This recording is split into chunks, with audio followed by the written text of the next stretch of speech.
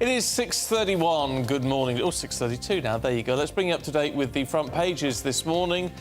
And our lovely girl went to school and never came home. That's the Mirror, leading with the 15-year-old who was stabbed on her way to school. It's a horrific story. Yeah, it's the front page of the Mirror. Our lovely girl went to school and never came home. Meanwhile, the Express reports on the Prime Minister facing calls to ditch European courts to solve the migration crisis. The Times reports on the biggest tax rise since records began, warning the Tory shift to higher taxes may never be reversed. And the Daily Star reports on the demon from hell who tried to murder Sharon Osbourne. Not terribly sure what that's about. Oh, I can tell you what that's about. Oh, go on, tell me. I can tell you what that's about. It's the Osbournes have recorded a show about hauntings. And therefore, of course, Sharon was nearly murdered by a demon. A demon from hell. It's basically trying to get you to watch the show. Yes. Well, it made the front page of the Star. It's utter nonsense, is what it is. By the way, can I tell you, from Nige in Weymouth, morning Nige, says that I'm right, tomato ketchup is amazing on egg. Oh, no. Marmite in baked beans lifts even the cheapest option to something special. Yes, I'll agree with that, Nige. Brown sauce is for bacon and sausage, plain white buttered toast and butter-fried mushrooms. Actually, butter-fried mushrooms sounds nice. Sounds nice, doesn't it? Yeah, no, very nice. We're talking about the perfect breakfast. Perfect breakfast. Because it's meant to be kippers. We're finding out a bit more about that now. With our headline makers. Yeah, disgraceful. Nigel Nelson and Claire Pearsall are with us this morning, and of course, you can battle it out because you're husband and wife. Just in case anyone wants to know. I'd love to know what goes on in the green room afterwards. I bet you get a right telling off, Nigel. But we will start with you with something, actually, which is... I think we all agree on. This moronic act. It's in the Mail this morning. A 300-year-old sycamore at Hadrian's Wall that has been felled by vandals, basically. Yeah, I mean, what do you say about something like this? It's heartbreaking. It's sort of somebody who wantonly goes around destroying our heritage. And this tree had been standing there for 300 years. It is probably the most famous tree in Britain because a lot of people go and visit it. A lot of people go there to make films, movies. That's right. I mean, it's called the Robin Hood tree because Robin Hood was made there. And so... Prince of Thieves, was it? Yeah. And so, I mean, it's been around since George I, that the population of Britain at the time, when it was growing, was actually booming. But we only have 5.25 million people here. And you think of the history that tree has seen. Exactly. Robert Walpole was the first Prime Minister while that tree was growing. So, you know, it is a real part of Britain. And when people go around and do that, for what reason? But the 16-year-old boy, Claire, do we need to be a bit more forgiving? Or should we march him to the nearest police station and... Well, I think the court of public opinion is going to march him to the nearest police station. But you've got to ask the question, what is a 16-year-old doing roaming around with a chainsaw? I know, that in itself is terrifying, isn't it? Absolutely. It's not as if it was a wanton act of vandalism just on the spur of the moment, wrecking a tree. Somebody went there with a chainsaw deliberately to fell it. Exactly, and the location doesn't make it easy. So somebody's going to have seen a kid walking around with a chainsaw for at least sort of 20 minutes. It's in the middle of nowhere. The one sort of positive thing that you get out of this, the local pub, which is a mile away, the Twice Brewed pub, has offered a £1,500 bar tab for any information leading to the arrest of anybody that is associated with it. And I think that is brilliant. The local community comes together. So out of all of this and how awful it is and what destruction to our countryside, you always get these lovely, heartwarming stories of the local pub who uses the tree in its logo. And the brewery, you know, is behind it all. And you get those kind of things that come out of it. And the fact is that everybody is together on this one issue. Yeah, I mean, look, it's... It's indescribable, it really is. Yeah, but it's also one tree. It's also one tree. Let's keep it in context. However, that's 300 years gone. It's symbolic. Yeah. And it's also symbolic of, you know, what are people thinking? I know. Whoever did this. What on earth are they thinking? I know, I agree. However, he hasn't killed anybody. No. Or you've got to keep it in some sort of If you've got the sort of mind that does that, it makes me worry. about whether or not. Who is this 16-year-old hanging next? around with that they think that this is a really good idea to go roaming around with a chainsaw and cutting trees down? I mean, it can't have just been him on his own, so it's a little bit organised. And you just wonder why. What have you got from doing this? It needs to be put on a course or some sort of, you know, national trust training or something to appreciate these things a bit more. Sure. Outward I think bound. you're being very soft on whoever No. it is. Well, what about what you're going to do? Jail him? I think, Stephen, you're being very soft on him. I mean, What are you going to do? Jail I'm him? usually you know, Put him down the tree. not a great sort of hang 'em and flog 'em person, but something like this. We don't know why he did it, obviously. I mean, if it was some kind of joke or whatever, it seems to be he probably needs some psychological help rather than anything else. Oh, please, it's probably just a 16... Look, I mean... It's a bored 16-year-old. It's a bored 16-year-old. I don't think they need psychological with a big help. chainsaw. I mean, certainly it's a bit premeditated, isn't it? But how about actually Kids in the countryside get up to all sorts of stuff. It's not as... They do. I grew up in the countryside, young farmers. Yeah, but you didn't cut down trees, did you? Well, No, I'll tell you what, they did a lot worse. Yeah. Did a lot worse. Do you want to Some confess really now? bad No, it was actually not me. I'm shocked. Yeah.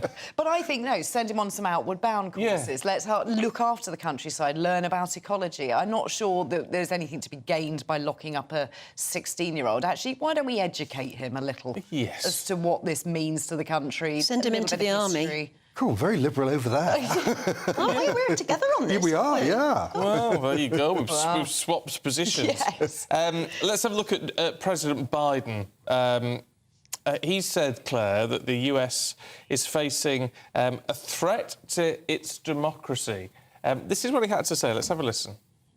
Something dangerous happening in America now. There's an extremist movement that does not share the basic beliefs in our democracy. The MAGA movement. Not every Republican, not even a majority of Republicans adhere to the MAGA extremist ideology. I know because I've been able to work with Republicans my whole career.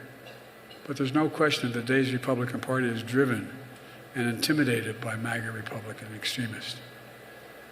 Their extreme agenda, if carried out, would fundamentally alter the institutions of American democracy as we know it. And of course, when he says MAGA, he's meaning Make America Great Again. That sort of movement. What do you reckon, Claire? It's the only attack line that Biden has now, is to make this personal against Donald Trump. It's not necessarily against the Republican Party itself. I think that we're seeing... It's not really the Republican Party anymore, is it?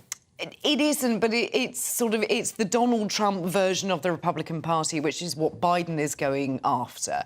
And I think it gives us a flavour of what the 2024 elections are going to be fought on, whatever lines you've got. You've got Trump, who comes back with, you know, some crooked Biden and things like that. You've got this whole rant, basically, from Biden in some words that he put together about Donald Trump. And this is before any kind of primaries have opened. But don't you think no votes but do you cast. think he's got a point when he talks about MAGA extremists?